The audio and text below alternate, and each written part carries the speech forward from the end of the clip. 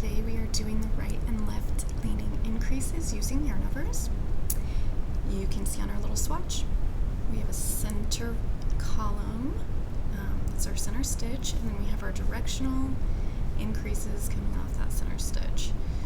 Super quick, super easy. This is going to be a short tutorial today.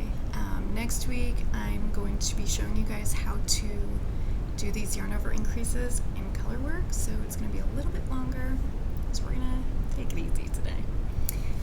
I have already cast on my 5 stitches and knit my 2 foundation rows. As always, you can find the instructions below or on my website under the tutorials page. So here I've got my cast on 5 stitches, I've knit my first 2 rows, and I'm ready for row 1, which is a wrong side row. So I'm going to knit my 2 edge stitches here and purl my center stitch. When you mark your center stitch, of course you can use a removable marker, or you can just flank that stitch by 2 regular markers.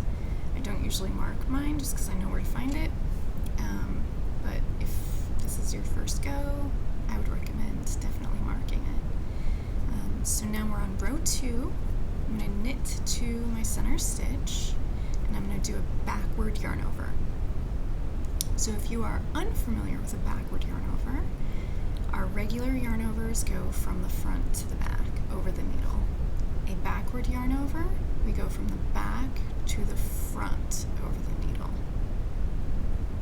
Alright, so a regular yarn over and a backward yarn over. Easy as that. So we're doing a backward yarn over, knitting our center stitch, and then we're doing a regular yarn over and knitting to the end.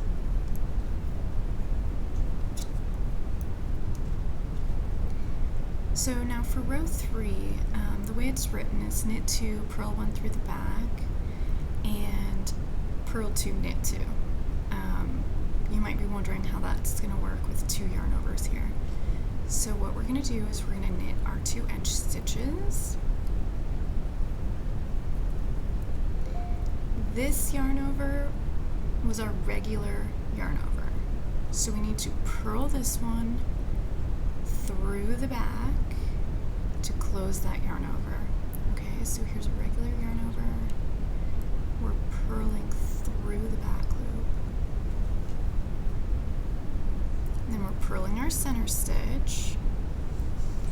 And the way the backward yarn over is positioned, in order to twist it and close that yarn over, we just need to purl it through the front.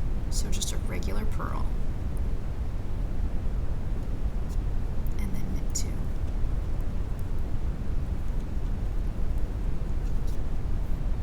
We are going to repeat row 2,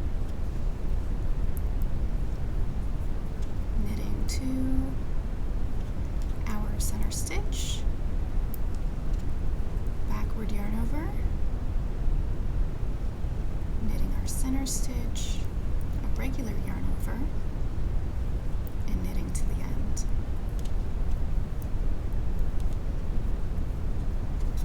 Wrong side row, knitting 2. If you're looking at your instructions, this is row 5. We're purling to 1 stitch before the center stitch.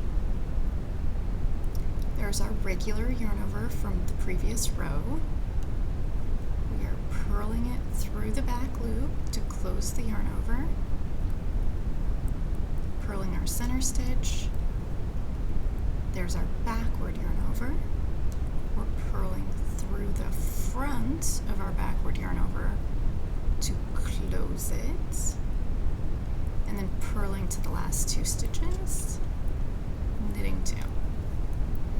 And then your instructions will say to repeat rows 4 and 5 more times. I'm just going to do it a couple more times for you. This swatch here, I am doing that same mock I-cord bind off as I did on the last swatch in the last video. You can find instructions for that on my website and below. I'm not going to do it today. We have lots to do today. So I'm just going to do these increases with you a couple more times so that you really can see the direction of the stitches and how they're forming, and then we're going to call it a day. I do apologize for my dyed fingers. Mayla and I tie-dyed t-shirts yesterday. It's been on her to-do list for quite some time. She got the gloves, I did not, and so I've got strangely dyed fingers. Alright, so we are knitting to our center stitch, backward yarn over, knitting 1, regular yarn over, knitting to the end. I just love how easy this is. I know that some people feel like purling through the back loop is a little fussy. I personally don't mind it at all. I think it helps if you're not using super blunt needles. A little bit of point can really help, but here we are at that yarn over that we need to purl through the back. And then our center stitch, our backward yarn over, purling through the front. It doesn't distort the fabric in any way. Just gives such a beautiful right and left leaning increase. They're balanced, they match. It's just lovely. And there's no buckling in the fabric, no tension issues. So we're going to do that one more time. Knitting to our center stitch. Backward yarn over. Knit 1. Regular yarn over. Knit to the end,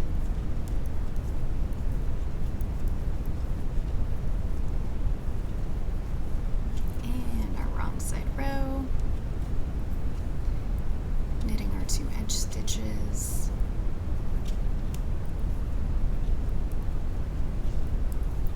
purling to 1 stitch before the center, which is our yarn over.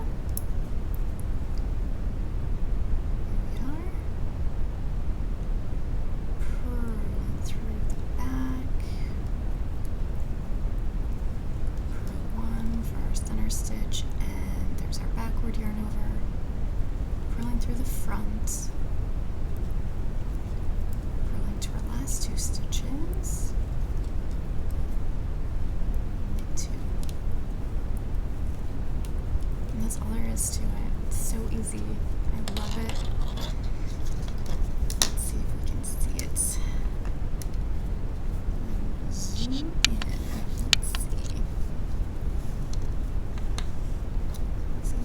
Doodads. Our little increases. Aren't they adorable? I mean, I think they're super cute. Might just be me. And of course, when it's blocked, we talked about blocking last time, right? So you can really see that center stitch and the little increase, guys. Looking so cute. So thanks so much, and that was super quick. Last week was crazy, but the little one and I have been cleaning out the shed, getting it all ready. She decided she wants to make it her hangout pad because she's not doing camp this year. Normally she does sleepaway camp, and so she was like, listen, my friends and I need a place to hang out. Duh. So we're getting that all ready, and she has big plans. So we've been super busy. She's been baking her famous cookies, tie-dyeing t-shirts, and cracking the whip to get us in shape to get this shed done and ready for her. So that is what I am off to do. I hope you guys had a great weekend, and I will see you next week.